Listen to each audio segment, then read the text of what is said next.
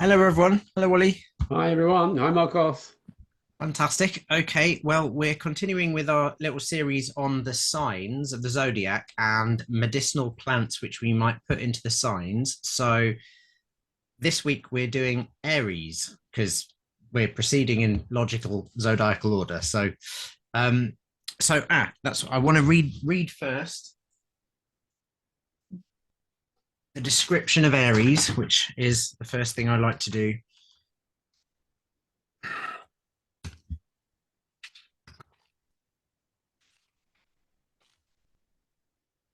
So, as usual, this description of the sign is taken from Abu Mashar's The Abbreviation of the Introduction to Astrology. So, I think about 9th or 10th century astrological text. So, Mashar says Aries is the house of Mars, and the exaltation of the sun is in its 19th degree. It has three decans, each decan of 10 equal degrees. The first belongs to Mars, the second to the sun, the third to Venus. Its nature is hot, dry, fiery, yellow bile. Its taste is bitter, and it is masculine, diurnal, cardinal, belonging to spring, greater in daylight than the hours of equality, of short ascension, upright in rising, which I'll explain in a minute, but cut in its limbs, prone to anger, possessing two colors and two forms, libidinous, having few children, and sometimes it indicates twins, which is fascinating. Twins, royal, possessing 4 feet of the sort that are cloven and half voiced. Belonging to it of the body of man are the head and the face. So there are a few little surprises in there, aren't there, Ollie? I thought that the Yeah. the bit about twins is really because obviously we think of Gemini and the double-bodied Yes, signs yeah. there. The two colors and two forms, similarly. I don't know where that comes from. Whether it comes from something astronomical, but the rest of it is pretty basic. I think not too surprising. Having few children and half voiced comes from the animal symbolism. A lot of the half voiced signs are the ones which bleat or low, like the Aries is the sheep or the ram, so it Yes. would be expected to make a sound but not really speak. Anyway, right. I think if you go first, Ollie, you had your first herb, which would be put under Aries, I think. So I'll let you Yes. take it away. Well, in fact, this is an interesting one. It's a herb I'm sure everybody who practices herbalism uses relatively regularly, and that is rosemary, which is Rosmarinus officinalis. And in Mm, fact, Culpeper says, under government and virtues of rosemary, the sun claims privilege in it, so it's ruled by the sun, and it is under the celestial ram, which is, of course, Aries. And it's one that's very much to do with Aries ruled areas. I mean, again, I'll read you what Culpeper says about it. The decoction thereof in wine helps the cold distillations of rheum into the eyes and all other cold diseases of the head and brain, as the giddiness or swimmings therein, drowsiness or dullness of mind, and senses like a stupidness, the dumb palsy or loss of speech, the lethargy and falling sickness, to be both drank and the temples bathed wherewith. And he gives a full 1.5 to these properties, which is also some digestive ones as well. But it's obviously got a lot of relevance to the areas covered by Aries. And if we look at it, the more modern day stuff, I mean, it's well known as a cognitive memory booster, supporting concentration and mental clarity, enhances the blood flow, particularly to the brain. Um, it's so it's modern day. It's a brain tonic. It's a neurotropic. People say, and also there's some yeah. research that suggests it may help in Alzheimer's and dementia, which is another sort of classic brain disease. Um, and also reduces mental fatigue, things like brain fog, exhaustion, and sluggish thinking. It's also obviously good for digestion, liver health, things like that. Stimulates bowel production, helps with indigestion, healthy digestion, etc. And it's also a general antibacterial, antifungal, gives respiratory support, and rich in antioxidants. I mean, interestingly, also it's and these are sun properties, a lot of these, because remember it's a sun herb in Aries. So a lot of the stuff is obviously helping with, bringing the sun into the mind sort of thing, all Mm, that, that light. But also it's helping with the heart, which is ruled by the sun, and the circulation, etc. And also yes. bringing that heat into the digestive tract. Mm. So yeah, I would completely agree with Culpeper there that it's very much a sun in Aries herb. I don't think you've got anything to add there, Marcos. No, not really. I love rosemary, and I think it's slightly underrated. Perhaps not by herbalists, but in a way, it sort of is. We sort of because we still sort of think of it. Oh, you just cook it with lamb or whatever. It's like a culinary thing, Yeah, and yeah. actually, it's so fantastically useful sometimes. I mean, almost shockingly so. And because, as you say, it's a nootropic. I think we tend to think of like the fancy herbs with all the research money, Yes, yeah. and actually, rosemary is amazing. It's really great for elderly people. I mean, not just for sort of memory and stuff, but there was a client of mine a couple of years ago who's in her 90s, very very elderly, 96, and got terrible pains in her lower legs. The circulation was a bit messed up, and there was also neuralgic pain. So I did St. John's wort oil with just some rosemary essential oil in it, and that just worked like magic. She just rub it into, and if you read Culpeper, I think he even talks about it being used for cold and benumbed limbs, you That's know, yes. and actually rubbing it in, and it worked like magic. And I've seen it work very well in things like as you were talking from Culpeper, like headaches and memory loss and brain fog and stuff like that. So I mean, yeah. it's interesting, Marcus, because my favorite research on it is that they had two classes doing exams. I don't know how many times they did this, presumably a number of times. Yeah. And in one class, they had a diffuser, sorry, pushing out like fumes of Yes. rosemary, and the other not.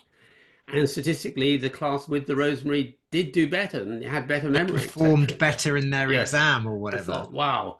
Yeah, that's super cool. I love it. It's just like, well, that I think that's what medicinal plants do, don't they? They Yeah, sort of give you the edge, or they just they they exactly. they Yes. add a little bit, or they modify. So it's just amazing. But yeah, I mean, I like the Aries thing. I also like it because it's you grow it, right? It's God, I've got a lot. I mean, I've got one that's on the way from my back door to my workshop, and every time I love to like get a shoot of it between my hands and go like that, just nice, a complete nice, nice, breath, nice. which is great. Yeah, yeah, yeah. I always have some in my garden because I know I think Rosemary likes me because I always think because I'm a sun in Aries and you're a Right. sun in the first house person. So, Well, but I yes. mean, Yeah. Rosemary does seem to like me and grow quite well for me.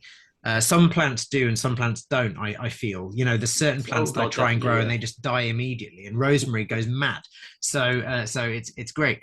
But I always think of it sun in Aries because it flowers so early in the season. It Yes. almost starts flowering in winter. I mean, before Aries season, technically, but it's sort of by the time spring comes, it's pretty much Oh already yeah. done its It's covered in flowering. purple. Yeah. Mm. Yeah, so it's sort of it's an I'm getting in there early plan. So it even fits with the sort of modern astrological stereotype of Aries a little bit in that respect. But it is the exalted sun, and I think this herb fits so well with the exalted sun because it is very very useful and perhaps more useful than people nowadays think. I suspect. Anyway, um, Okay. all So, right. what have you got for us, Marcos? Well, if I'm going to have to do a little search for it, but um, I have cowslip or Primula veris, which is, of course, a native type of primrose. And Culpeper assigned this really interestingly, actually, to Venus in Aries, which seems a little strange to me, but I think he assigned it to Venus in Aries almost entirely on the basis of its medicinal action, because cowslip was accounted a cephalic medicine, like rosemary, in a sense, in that the mainstay of its action was seen to be directed towards the brain and the head. And it was a Venus herb because it's pretty little flowers. And obviously, we've got the cowslip is traditionally yellow, but you can get, as with primroses, different coloured varieties of cowslips. You can get the pink ones and the purple ones, but the wild type is almost always yellow. But cowslip was used, it was other name was palsywort. So it was used for trembling and sort of paralysis, um, or tremors or things like migraines. I'll see if I can find his entry on it and just read it out because it's very evocative. And then I can talk a little bit about what its uses in modern herbal medicine. Then we'll talk about the astrology. So Venus lays claim to this herb as her own. It is under the sign Aries. And this is another reason. Our city dames know well enough that the ointment or distilled water of it adds beauty or restores it when it is lost. So that's interesting. The flowers are held to be more effectual than the leaves, and the roots of little use, but we'll come back to that.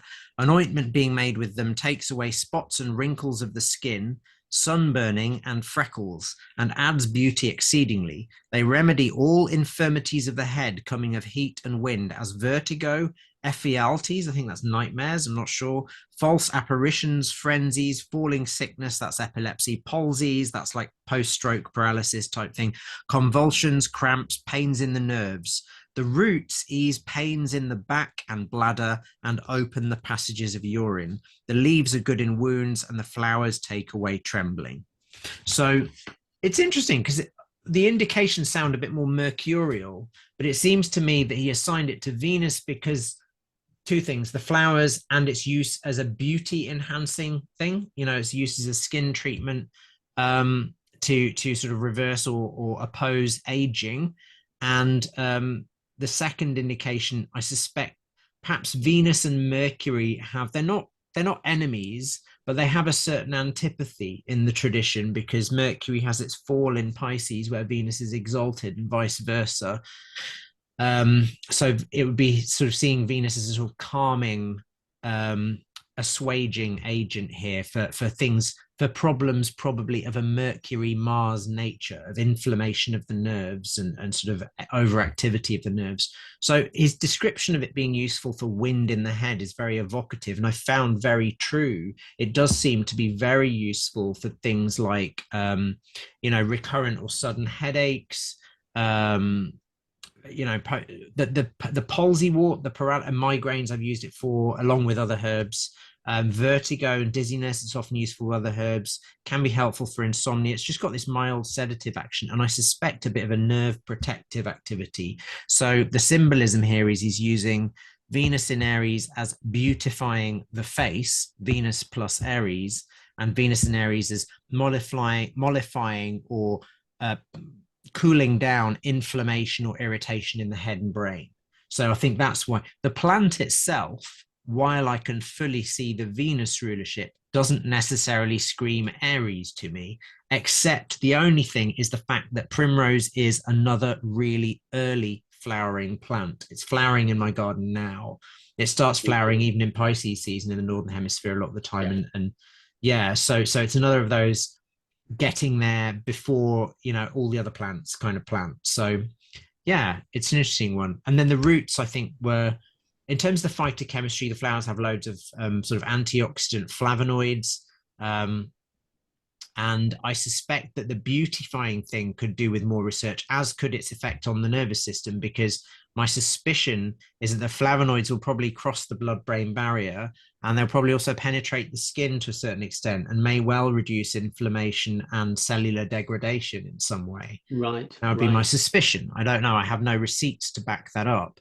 But then the roots contain a few saponins, so they can be a bit irritating to the stomach. But they do have this traditional use in backache or back pain that I think is potentially interesting, particularly when you consider the use of the flowers for neurological problems, which makes me think, and I haven't tried it for this, admittedly, but makes me think it might have some use in sciatica, the root potentially. But anyway, anything to add to that, Ollie? Or? Not really. I've never managed to grow enough to actually use it, with a patient. Though I always long to, but I've got a small patch I am growing. To get bigger, they do sort of expand out. So they're so pretty. I never like to no harvest. No, I do harvest a few of the flowers, but I only use them in ointments, like for making face Right. pretty. Maybe try I that. don't That's use. a good idea. Yeah, so I don't, but I don't use them in because I buy the flowers in bulk from Bulgaria Oh, because they grow them there. So right. you know, yeah, but yeah, beautiful. I love this plant. It's Oh, it's beautiful. beautiful. Yeah, no, it's so nice. It's, yeah. Yeah. Okay. Next herb. What's your Okay, next pick well, on? so I thought I'd go off piste for this one. So it's a Okay. non-traditional Western herb. It's in fact a tropical herb. Um, Okay. Centella asiatica, probably better known to people as gotu kola, which is popular in all the herbal traditions, I think. Right. Um, Now, this is a herb that has a definite affinity to the Aries area for the head. I mean, it's really very well known as a nootropic for cognitive brain function, enhancing memory and mental clarity and things, etc. Also helps with anxiety, stress, and depression, which you could say, I mean, that's a general nervous system support, but often seen coming from that. Really helps with circulation, particularly to the brain. Um, and so for me, that shouts Aries to me. It's got mild sedative effects as well, which say okay, that calms the mind down a bit. Emotional well, we mentioned emotional well-being. I mean, it's one of those ones that is an adaptogen sometimes for some people, but it's probably not very useful thinking like that. Um, it's interesting because it's also used for anti-aging properties, which it shares obviously with cowslip and scar healing and things like that. And it's also a powerful anti-inflammatory. Now, I was wondering what planet to put this under, and I've sort of gone out on a limb, and I rather like. I thought sun first, maybe, but then I looked at it, and it's like that just doesn't look like a sun herb sympathetically. No. And I read up a little bit about it. It's a little plant. It's quite dense. It's evergreen in its natural environment. It's hot enough. It never dies back, and it loves shade. So I thought, Hmm. could this be a Saturn plant? And I thought, well, the skin is a classic Hmm. Saturn area as well. It's in Aries because of the brain stuff. It's also why often used for things like um, arthritis and stuff like that for joints, painful joints and things, which again with bones, etc., which is another Saturn thing. I thought, well, skin and bones, that's very Saturnian. It looks a bit Saturnian. Mm. And acting in the brain, I thought, why not? I'm going to put it as Saturn in Aries and see how that works out in astrology. So there we go. It's just Okay. that I mean, and I do use this not a lot, but there are certain patients who think, God, that's what you need, Centella, that's perfect. Um, I do always keep. I haven't grown any, but I was looking. I think I wonder you can grow it in a greenhouse apparently, but it's just an annual and it needs to be Yeah. ratcheted up the heat. I, I don't know. What I about you, Marcos? I don't know. I don't know. I totally follow your logic there, Ollie. I can think of a few possible spanners in the works, but they're not necessarily because I totally follow your logic. The evergreen, the shade loving, the skin, absolutely. Spanners are my little collection of spanners. What I've just like drifted into my brain. One was it's Saturn. A couple of things. One, Saturn in Aries, I'd expect maybe to be a bit more toxic or just like naughty. Yeah, You know what yeah, I mean? Saturn in true. Aries is a Yeah, bit of a ornery position. yeah. I mean, Saturn's always ornery, but extra ornery in Aries. And then I think the other thing would be usually, not always, because there are exceptions, as we know, like comfrey and horsetail. Usually, Saturn plants carry some toxicity, and even the ones that like exceptions, like comfrey and horsetail, they still carry some toxicity because comfrey's got the pyrrolizidines, low levels. Horsetail's got the nicotine and the Right, high right. silica. Do you know what I mean? There's something always a little bit I don't know, like rough about Saturn plants in their Would action. you be thinking more like Mercury in Aries? I mean, would you Yes, would you put it exactly, in Aries exactly. then? I like Mercury for this plant because it's got that similar melancholic nature to Saturn. Mercury on its own was Right. thought to be Yes. Yes. melancholic, like Saturn, when it was unmodified with other planetary influences. Mercury was may surprise people to know that it was essentially considered to be similar nature, and it yeah, and also just as you say, the brain and that sort of like and even the look of the plant. I mean, I haven't grown it, but if it's like little lots of thousands of little leaves, there's Yes, something about that that could I be agree. I mercurial. agree. You're bringing me around, but it's that you'd definitely go for Aries plant, though, would you? I don't know. I don't. I'd have to Oh, see it growing. But I look. I mean, you're. I totally follow you there because yes, it's used a lot for the brain. And it definitely has this reputation as a nootropic, and in fact, it's well deserved. It's definitely has those properties, and it's useful for the skin.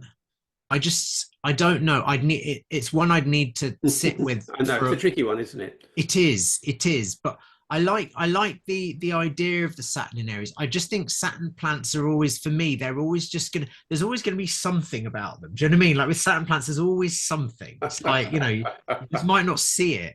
Like there I mean, Yeah, I guess yeah, not all of it, like we say, comfrey and horsetail like that bad, and something like polygonatum, Solomon's seal, which we've talked right. about, is quite pretty and it's not got any major toxicity. Um, it's quite a beautiful, stately Saturn plant. It's a relatively well-behaved one. Um, so I don't know about. I can see Yeah, that. yeah, yeah. Okay, okay.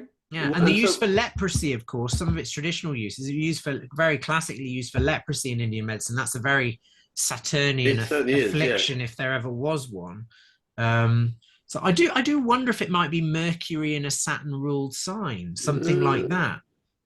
Mercury in Aquarius, or well, yeah, we did um, make. Yeah, that's yeah. Interesting. yeah, Interesting. we need to ponder it. You need to grow it, Ollie, and then tell me what you think I'll when you've grow. grown Yeah, it. Do you know okay. what I I'm mean? doing seed shopping at the moment. Let's hope it's not one of these ones that you have to like, hit with hammers and put in water for 24 Yeah, hours yeah. and I freeze. don't, I don't have the patience for it. I've tried. Like, there's anything which says cold stratifying on it. I'm just like, nope, Yes. not got the time. Okay, so uh, what do we? So I have my final plan. Yes. I shall try and find it now. My final pick is teasel, or Dipsarchus phelonum, the fuller's teasel, which is a very tall, sort of feral looking plant, which I love. It's one of the first plants that I was attracted to as a child, and remember looking at it going, what's that? What does that do? Um, and it wasn't that much used in Western traditional medicine. Culpeper mentions it for making an ointment of the roots for healing sores in healing clefts in the fundament, or something like, fistulas basically. Yes. So you make fistula ointment out of it, which all sounds very Scorpio. But I actually think this plant is a plant of Venus again in Aries. And my logic is this: Culpeper mentions cowslip as Venus in Aries, but the other plant he mentions as Venus in Aries, which I haven't done in this episode because I've talked about it in another podcast, is brambles. And his logic for brambles is because it's, they're fruiting, they have edible fruit, nice friendly plant, but it's really, really spiky and it grows aggressively. Um, I think teasel follows a similar logic. It shoots up it's a biennial. So the first year it's just a rosette. The second year it shoots up. It looks sort of like flowers, like a firework with a little ring of flowers, like you can see on the photo on the screen, that sort of starts near the bottom of the seat of the head and then moves up the middle, then goes to the top. It's like a firework burning itself out, or like a little crown, like a little corona of flowers at the top. And it always makes me think of like that Aries as a royal sign. But also, and I cannot remember, there was a herbalist, might have been Salmon or something, William Salmon, the herbalist. There's an old herbal, or it might have been Turner's herbal, I'm not sure, but where there's a fantastic passage describing teasels as saying teasels are like whores trampling and breaking their master's estate. And I just thought, oh my God, that's such a Venus in Aries description. And it's like, Wonderful. it's so fundamentally like, patriarchal and whatever, but it was just like that description of the plant as like, and I think it's such a useful, beautiful, beneficial plant. But he was coming at it from the point of view it's a weed, and then the definition of a weed is a plant in the wrong place. And I often think of planets in detriment as being like weeds. They're plants or planets that are in the sign that is alien to them. So this is fundamentally what weeds are to gardeners. They're like, I don't want you to be there. Do you know what I mean? They're a plant in the wrong place. Okay, what does this plant do, and why do I think it's Venus first, and then why do I think it's in Aries? I think it's Venus because, I mean, Culpeper talked about it being useful for the sores of the fundament. Okay, what other uses do it has? Modern herbal medicine, it's used very much for Lyme disease, which seems to be an innovation partly of Stephen Booner, who's passed away a few years ago now, but he really pioneered the use of the tincture of the plant, particularly the roots, to treat chronic Lyme disease, which is a bacterial infection, gets in the blood, often very difficult to eradicate completely. And teasel seems to really cleanse this from the system, perhaps in a similar way to burdock, but it's very specific for Lyme, and that it sort of seems to reactivate it and increase the body's awareness of any remaining pathogen, any remaining Borrelia in the system, and help it to eliminate it. So that's interesting. I don't think it has any direct antimicrobial activity against Borrelia. I think it's been tested in the laboratory. So any action it does have is going to be indirect, maybe by increasing the immune system's awareness of the pathogen, etc. It's also used in Chinese medicine, not this species, not Dipsarchus phelonum, but an oriental species, Dipsarchus asper, which is very similar chemistry, is used to treat injuries of the ligaments and tendons. They use it as a kidney yang remedy. Kidney, meaning literally the kidneys are diuretic, also the adrenals. And for kidney yang is like, if you have deficient kidney yang, people often feel tired, they start getting stiff, their sinews aren't repairing as well. So they tend to get fasciitis and tendonitis and stuff like that.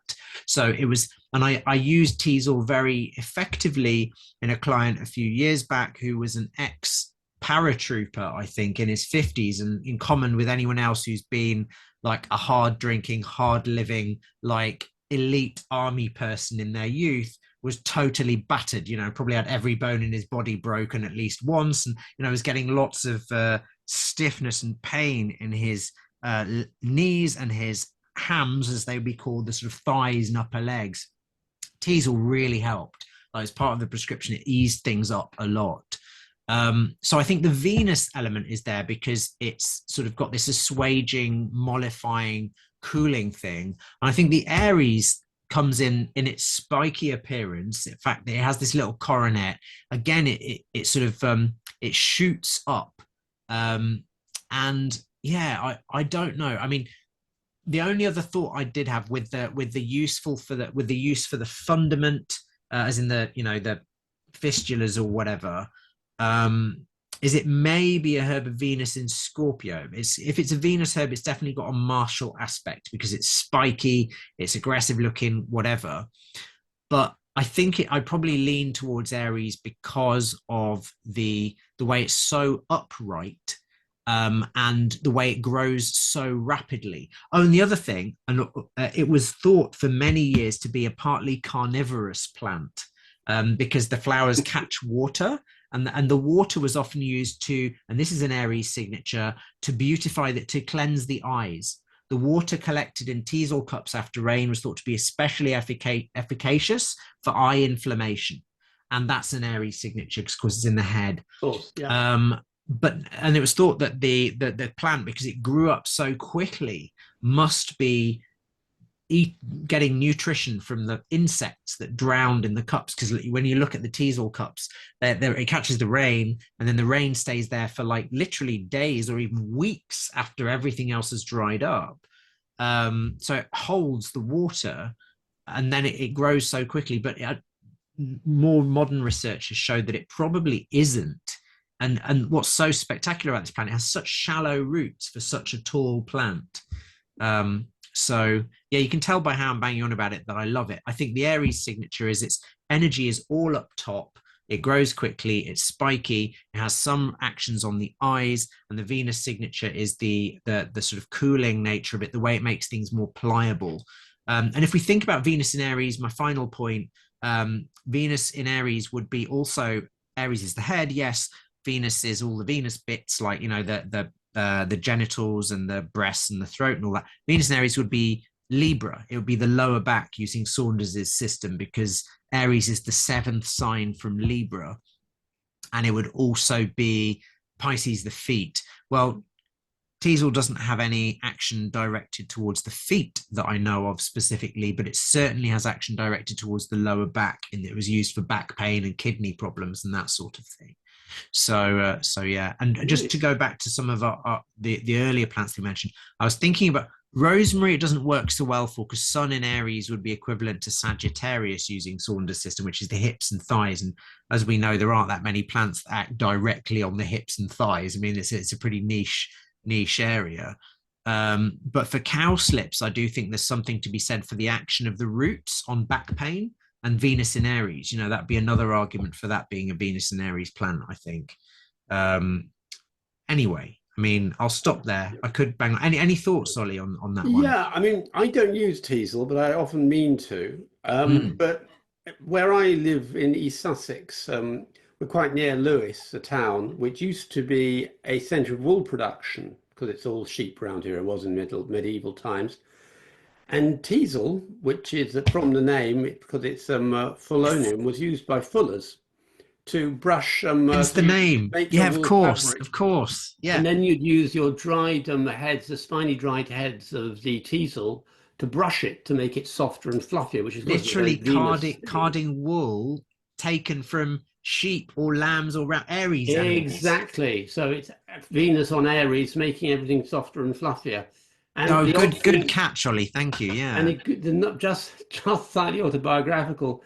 If you go walk down from my house to the River Ouse and then walk into Lewis, suddenly, as for just we get Lewis, it's absolutely thick with teasel. And I do wonder if the Fullers were actually deliberately seeding it there, so they would always have Yeah. a lot Well, of them. the thing, they might have been, but you only need teasel to pop up once, and it Well, is that's a true. prolific self seeder. It's absolutely True. prolific. So, But yeah, yeah, no, but that's which I another love. another nice Venus in Aries little signature there. Sorry, you got it Yes. bang on. Yeah. Yes. The prolific nature of it. That the movable signs were said to be, um, in terms of relationships, not particularly stable, shall we say? So, Venus and Aries would be very dynamic in its approach to relationship. So, yes, potentially prolific. Um, Brilliant. yeah. All right. Interesting. Okay, well, that was a really interesting one. So what's next? Well, I think obviously in the signs we'll do Taurus next, but I think we'll do something a little bit different next time. So we'll have to have a think about Yeah, what because we're going to do. we're not. Taurus is a long way away, so we can get something new. That'd be nice. Yeah, we can get another interesting side topic in there, and we do have a few interesting interviews coming up later in the year, but I can't confirm what or when just yet. Fair enough. But And once again, anybody who has any ideas about anything you'd like Mark and I to discuss, please let us know in the comments, and we will happily discuss it probably. absolutely, yes. So anything to do with astrology and medicine or herbalism, and or sort of the intersection of those things. Yes, preferably all of them, but not necessarily. Yes. Yeah. Anyway, awesome. Thanks, Ollie. Thank you, Marcos. Oh, I'll see you thank you. next time. Bye bye. And hopefully see you guys as well. And do the usual things, please. Like it, share it, send it to people. That all helps. Thanks, guys. Bye.